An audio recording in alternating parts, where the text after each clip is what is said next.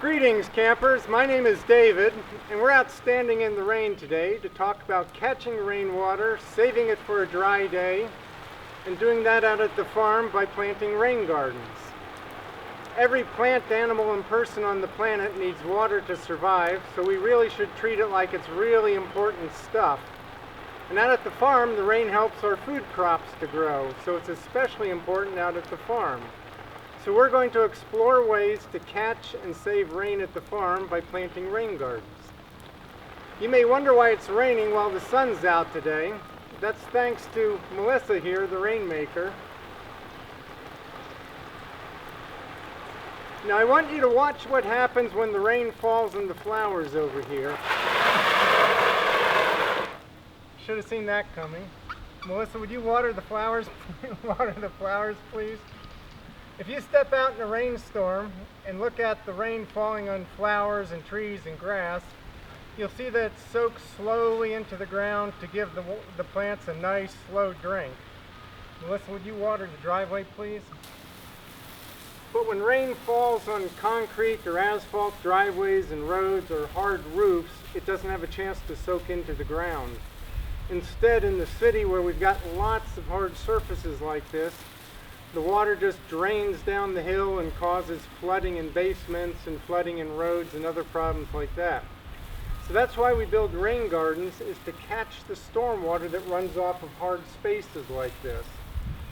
In our yard at the bottom of the driveway, we have a rain garden down there in the shadows under the tree.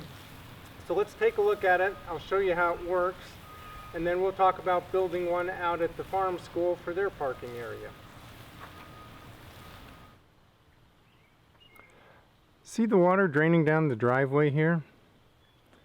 Drains to the bottom of the driveway where it puddles up, and then it drains off the side of the driveway into this garden here, my rain garden.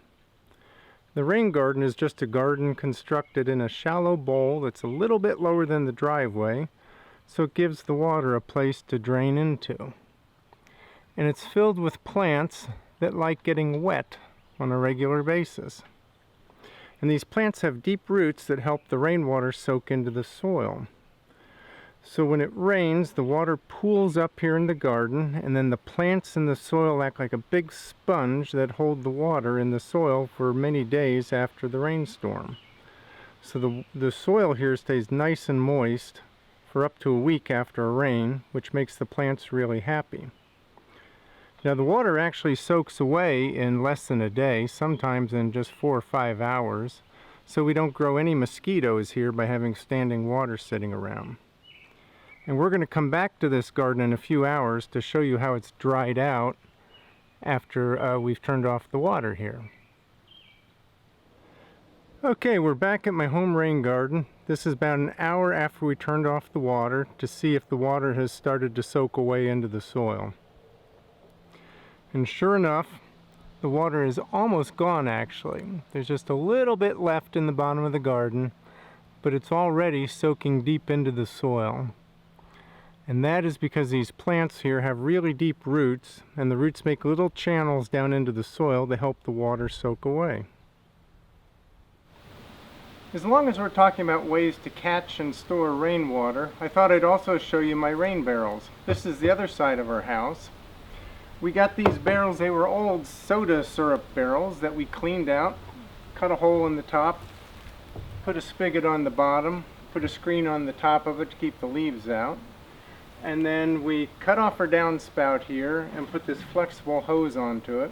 So when it rains, we fill up the barrels. We actually have 2 of them here to store water that runs off our roof. Another real nice simple way to catch and hold rain for a dry day. Now out at the farm, we're talking about ways to catch the water that comes off the greenhouse. So next time you're out at the farm, take a look at the size of the roof of the greenhouse and imagine how much free water we can catch off that roof. That will produce thousands of gallons of water when it rains, so we're going to need a really, really big tank to hold the water off the greenhouse. Someday we hope to be able to water a lot of the plants in the greenhouse with the rainwater that we catch off the roof there.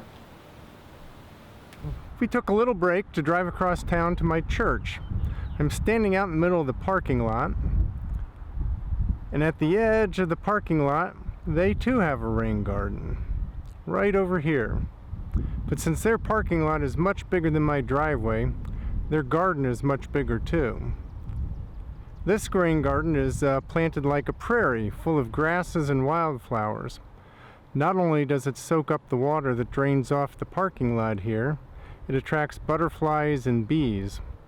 And we're going to do the same thing at the farm school, put a rain garden in up by the parking area to catch the rainwater, water the orchard, but also attract bees, butterflies, and other pollinators to the farm to help the plants grow. You can see we're out at the farm now, and this is where our future rain garden is going to go, right alongside the driveway here next to the parking area. When it rains, all the water that falls on the building roof behind me, the driveway, and the parking lot drains through the grass here. So we're going to catch that runoff, slow it down, soak it into the ground to water the orchard here. Then we'll fill the garden full of flowers that attract butterflies and bees and other pollinators to the farm.